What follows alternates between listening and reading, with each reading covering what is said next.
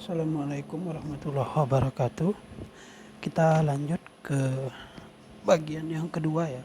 Ini mengenai manajemen di dalam koperasi.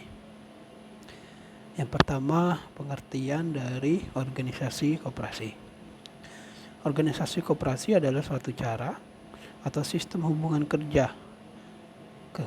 kerjasama antara orang-orang yang punya kepentingan yang sama, yang mempunyai kepentingan sama dan bermaksud mencapai tujuan yang ditetapkan bersama-sama dalam suatu wadah koperasi. Jadi organisasi adalah sistem hubungan kerjasama, atau bisa disimpulkan itu organisasi itu adalah struktur sistem yang biasa kita dengar istilah struktur organisasi ya. Jadi sebuah sistem yang sudah terstruktur yang merupakan hubungan kerjasama antara beberapa orang dalam kepentingan yang sama dan dalam lembaga koperasi. Yang kedua adalah manajemen. Pengertian manajemen menurut Taylor adalah upaya menyelaraskan perencanaan, pengorganisasian, penggerakan para staf dan pengendalian semua aktivitas sehingga seluruh elemen organisasi mampu berinteraksi secara harmonis guna mencapai tujuan organisasi. Jadi istilahnya seperti ini ya. Organisasi kan itu bagiannya ya, strukturnya ada kepala, ada top manager, middle manager, low manager. Terus manajemen itu yang mengatur antara hubungan dari top, middle, dan low itu ya. Jadi manajemen itu tata kelola dalam menghubungkan antara top manager, middle manager, dan low manager. Jadi maksudnya itu organisasi yang tingkat atas seperti para manajer, terus tingkat middle ya. Seperti yang tingkat atas tadi direktur, middle-nya adalah bagian dari para manajer-manajer. Nah, lower manager itu bagian dari staff-staffnya atau karyawan ya. Jadi yang mengatur hubungan organisasi. Jadi ya tadi bisa kita bilang organisasinya itu adalah pimpinan, manajemen, lalu karyawan. Nah, yang mengatur hubungan dan mengelola hubungan itu agar maksimal dan berjalan secara efektif dan efisien, itulah yang kita namakan dengan manajemen. Jadi, manajemen dalam koperasi, pengaturan atau penyelarasan perencanaan organisasi dan penggerakan seluruh staf atau anggota koperasi ya. Lalu, sekarang tadi kita udah tahu kan, ada istilah organisasi koperasi. Lalu apa perangkat organisasi di dalam koperasi? Ada 3 ya. Yang pertama adalah rapat anggota, yang kedua pengurus, dan yang ketiga pengawas. Jadi perangkat organisasi di dalam koperasi ya, itu hanya ada 3 ini. Jadi hal inilah yang nanti di manajemen agar menghasilkan keputusan dan memberikan pergerakan terhadap koperasi ke arah yang sesuai dengan tujuan dari koperasi kita. Sekarang pertama, rapat anggota koperasi. Bisa kalian baca ya. Rapat anggota koperasi ini mempunyai kekuasaan tertinggi di dalam koperasi, dalam organisasi koperasi. Dalam rapat anggota, tempat di mana suara-suara anggota berkumpul dan hanya diadakan pada waktu-waktu tertentu pada suatu rapat. Nah, waktu-waktu rapat tertentu ini diatur dalam anggaran dasar koperasi ya. Jadi nanti di anggaran dasar koperasi itu ditentukan rapat anggota itu apakah per tahun, ataukah per 6 bulan, ataukah per 3 bulan, ataupun mau per 1 bulan ya. Jadi ini tugas atau fungsi dari rapat anggota.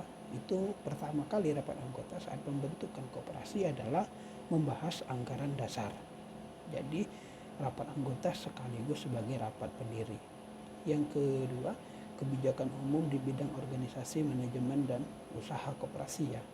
Jadi kebijakan-kebijakan yang secara umum yang akan berdampak signifikan terhadap koperasi itu harus diputuskan melalui rapat anggota koperasi ya. termasuk memutuskan pemilihan pengurus koperasi ataupun pengawas koperasi seperti di poin 3. Rapat anggota itu tugasnya pemilihan, pengangkatan, pemberhentian pengurus dan pengawas. Jadi bidang umum secara kebijakan juga kebijakan umum di bidang organisasi. Yang keempat, rencana kerja, rencana anggaran pendapatan dan belanja koperasi serta pengesahan laporan keuangan. Jadi jangan berpikir bahwa seperti di perusahaan bahwa ketika sudah diumumkan pengurus atau direktur dan manajemen lalu hanya mereka saja ya yang membuat anggaran. Namun di dalam koperasi, rencana kerja, rencana anggaran pendapatan, belanja koperasi, serta pengesahan laporan keuangan itu harus ditetapkan dengan mekanisme anggota koperasi. Jadi anggaran pendapatan dan belanja koperasi itu diputuskan oleh seluruh anggota koperasi, bukan hanya oleh pengurus ataupun hanya oleh pengawas. Yang kelima, pengesahan pertanggungjawaban pengurus dalam pembagian tugasnya. Jadi pengurus yang sudah dipilih itu ada pertanggungjawaban, ya, laporan pertanggungjawaban ataupun pembagian tugas itu yang mengesahkan adalah rapat anggota koperasi. Rapat anggota koperasi juga menetapkan pembagian sisa hasil usaha di akhir tahun. Rapat anggota koperasi juga yang akan memutuskan apakah koperasi ini akan bubar atau melebur menjadi beberapa koperasi atau menggabung dengan koperasi yang lain menjadi koperasi sekunder ataupun yang lainnya ya. Jadi membubarkan, meleburkan ataupun menggabungkan koperasi itu harus dengan keputusan rapat anggota. Nah, yang kedua dari struktur organisasi, ya, perangkat organisasi yang ada di koperasi itu adalah pengurus. Pengurus koperasi ini terdiri dari 3 minimal ya, bisa lebih. Jadi ketua, sekretaris, dan bendahara serta anggota yang pengurus koperasi ini merupakan anggota koperasi yang dipilih di dalam rapat anggota sesuai dengan anggaran dasar koperasi. Jadi biasanya di dalam anggaran dasar koperasi itu ditetapkan bahwa yang bisa menjadi pengurus misalkan minimal sudah menjadi anggota 1 tahun, 2 tahun, dan lain-lain ya. Harus punya riwayat tidak ada riwayat tindakan kriminal dan lain-lain, itu diatur di dalam anggaran dasar. Pengurus ini merupakan wakil para anggota yang memenuhi syarat dan kriteria tertentu yang tadi dicantumkan di dalam anggaran dasar koperasi dan disahkan oleh rapat anggota. Pengurus dipercaya menjadi wakil anggota yang bertugas menjalankan, mengelola, dan memimpin jalannya organisasi koperasi. Pengurus bekerja sebagai mandataris anggota untuk melaksanakan apa yang telah ditetapkan dalam rapat anggota.